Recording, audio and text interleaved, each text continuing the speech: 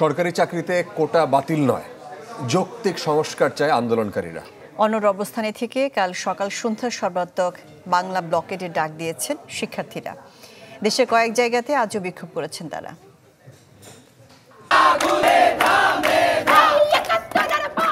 মঙ্গলবার বাংলা ব্লকেট কর্মসূচি না থাকলেও দেশের বিভিন্ন স্থানে মাঠে নামে সাধারণ শিক্ষার্থীরা। জাহাঙ্গীরনগর বিশ্ববিদ্যালয়ে ছিল অবরোধ কার্যক্রম। স্লোগানে মুখর ছিল রাজশাহী ও বরিশালের রাজপথ। আমরা চাই এই কোটা প্রথা বাতিল হোক, অথবা এই কোটাকে একটা নির্দিষ্ট নিয়মের মাধ্যমে সংস্কার করা হোক। আমরা সবাই এক দফা দাবিতে এখন এক হয়েছি। প্রত্যেকটা গভর্নমেন্ট জব সেক্টরে আমরা কোথাটা বাতিল চাচ্ছি। এই বৈষম্য যতক্ষণ না উঠবে ততক্ষণ আমরা রাজপথ ছাড়ব না। আন্দোলনের সাথে সংহতি প্রকাশ করে মানববন্ধন করেছে বুয়েট শিক্ষার্থীরাও। ফেস্টুন ব্যানার নিয়ে অবস্থান নেন তারা।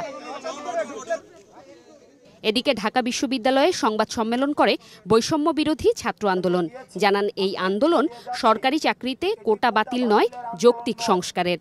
আমাদের আন্দোলনটি কোটা বাতিলের নয়, বরং বাস্তবতার সাথে সমন্বয় রেখে কোটার যৌক্তিক সংস্কার।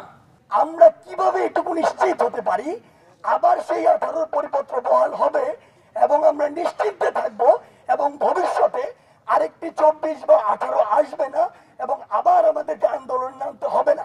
ঘোষণা দেন সারা দেশে সর্বাত্মক বাংলা ব্লকেট কর্মসূচির।